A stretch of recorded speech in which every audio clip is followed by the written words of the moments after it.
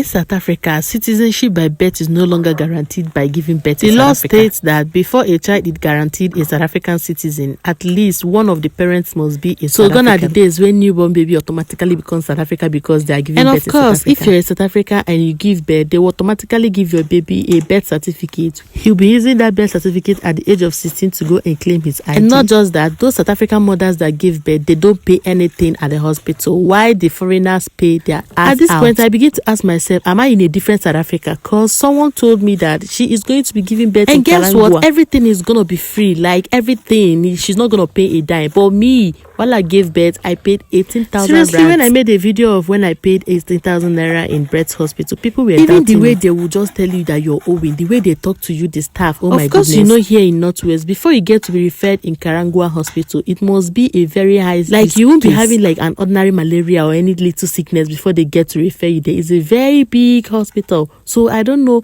if that is the reason why she's not going to be paying anything. I'm happy for her, but sometimes I begin to ask myself, is it that the way people practice this side and the way other people practice, like they are the same, they are different? People are doing the way they want here in Brett's hospital here, and then other hospital around the whole world here, around this other South African, they're not paying, or I don't just know, like, I don't, this, it keeps me like somehow, and sometimes when I make a video, people are like, no, I didn't make any payments, where are you, what do you mean you made payment? Here in South Africa, childbirth is free. It's not free. I paid a huge sum of 18,000. And talking about the money, guys, sometimes they will be like, if you don't have the full payment, you just pay part payment. But guess what? If you don't pay it, like if you don't finish paying everything, they won't give you that paper that shows you gave birth in Brett's hospital. And of course, you know that paper is very, very vital. You're supposed to use that paper and go and get your baby registered in the Home Affairs, because once you register your baby, at least it will help the baby when it's time for you to enroll him or her in schooling. But if you do not do this thing and it passes 1 month, like 30 days, it's going to be... So you see, there's no need for you to leave that thing. You just need to save up money before you give birth so that you can be able to finish up the payment and collect that thing to go and get your baby registered. Seriously, the way they treat foreigners here, I'm not even talking about pregnant women.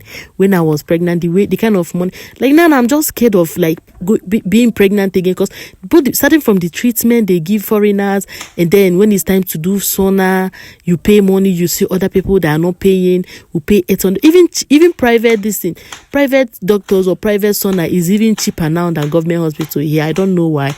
Private, sometimes they can even charge you 650 for sauna to check in the baby and the rest of it. But yeah, this Northwest Brett's hospital, they are charging 800 rands, guys. Well, what I can say is that if I get pregnant again, I will never give all these staff in those hospitals the chance I gave them during my first pregnancy. Starting from the way they talk to me, the way, like, it's not only me, they were just saying it, they were just treating everybody the same way, especially me, like especially foreigners, you understand? And then language again, even when you say I'm not understanding, they will say something that will make other mothers, other new moms to start laughing. You understand? That kind of thing is embarrassing. So next time, if I'm pregnant and I'm going back there, I'm going to cause a very big problem. You know why? Because I paid a very huge money, and some of those their citizens that if they claim to be South African and they did not pay is free. They can talk to them anymore, like anyhow, the way they want. But as for me, I will never let them talk to me. Like, I'll never give them that opportunity, because thinking about that money, you understand, that kind of a thing, thinking of that money, let me just get pregnant. Another thing, don't even pray. Like, don't ever pray for your child or your kids to be to be sick. My goodness, these people, they are, you see, they will. And hey, this thing is also, you know, here, I don't know for your side, though, but you kids, ne? You just keep your baby and you will go. Sometimes Hi you guys, go and come back here. Welcome back to another episode of the best South African wife and the best cook in the whole world.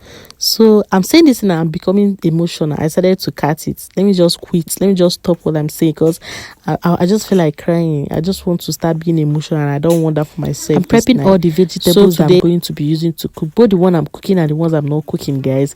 This is how I actually do it sometimes. So I just blanch, like cut all the vegetables. But today I think I used everything. I cooked chakalaka. So after the vegetable, I cut my this thing, what is it called again? The spinach, the kale, chicken, beef. Even I also made this minced meat that I'll be using to make meat pie. So guys, this thing I'm just saying, it just changed my mood this night. Like my mood and my feelings, you guys don't understand. So after that, I cooked. See my next video. I love you and bye.